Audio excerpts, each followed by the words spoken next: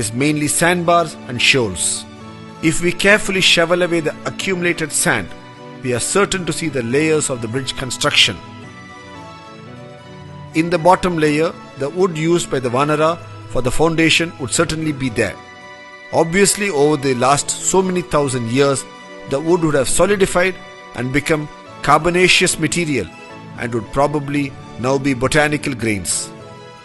The text then speaks of the Vanara holding ropes on both sides of the bridge being constructed and the wood and the stones being piled between them. The text clearly mentions that the Vanara held ropes for many yojana to build the bridge in proper linear alignment. From this description, it is clear that it was not just random throwing of stones, but a planned effort which took into consideration the concept of linear alignment, which is even today evident from the aerial photograph of the bridge. The distances they covered each day is also mentioned in the text. In the text, it's explicitly mentioned that the total length of the bridge was 100 yojana in length and 10 yojana in width. This is a 10:1 ratio. Today, at actual site conditions, the RAMASETU or Adams Bridge measures to 35 kilometers in length by 3.5 kilometers in width. This is also a 10:1 ratio. After the victorious battle with Ravana, while returning with Sita to Ayodhya in the Pushpak Vimana, they fly over this bridge.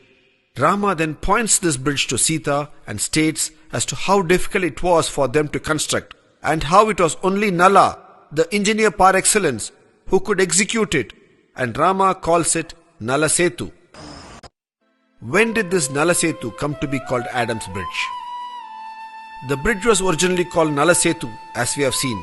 Later the people, out of their admiration and veneration for Rama, started calling it Ramasetu, and later it also got the name Setu Bandha, that which joins two lands.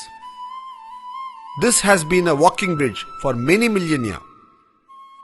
During the course of its early usage, one of the early Islamic religious leaders of Sri Lanka walked over this bridge and reached Lanka to do penance there. Since he was the early Islamic man, he was called Adam by the Sri Lankan Muslims. When the Europeans came to this part of the world, they could easily correlate to the name Adam, and they started calling it Adams Bridge in their records, and the name stayed. In the last few decades, man-made satellites have been regularly orbiting the Earth and photographing various parts of the Earth. One such area they have photographed is the southern part of India. In this set of photographs, the bridge is also visible. It can be distinctly seen as a shallow underwater causeway connecting the two lands.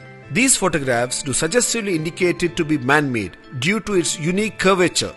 The opinion of many is that this could be the man-made bridge as detailed in the Ramayana text. Over the last few minutes, we have seen with a certain clarity and a detailed understanding how this bridge is a civil engineering marvel as explained in the text. A man-made accretion over a natural seerage. Today, on an average, this causeway is about 2 meters below water. When this bridge was built, it must have been at least about 1 meter above the then water level. That is, when the bridge was built, the sea must have been 3 meters or 9 feet below the present day sea level. As per the World Oceanography Report, a 9 feet rise in sea levels due to the melting of the polar ice caps and global warming should have occurred over 7,000 years. This helps us to date the bridge construction to about 7,000 years ago or 5000 BCE using oceanography as a dating tool. Today, we need to rightfully promulgate an order under the Archaeological Survey of India Act, Clause 4, to call this a Heritage Monument of India. It is a fit case to be called a civil engineering marvel of an ancient civilization.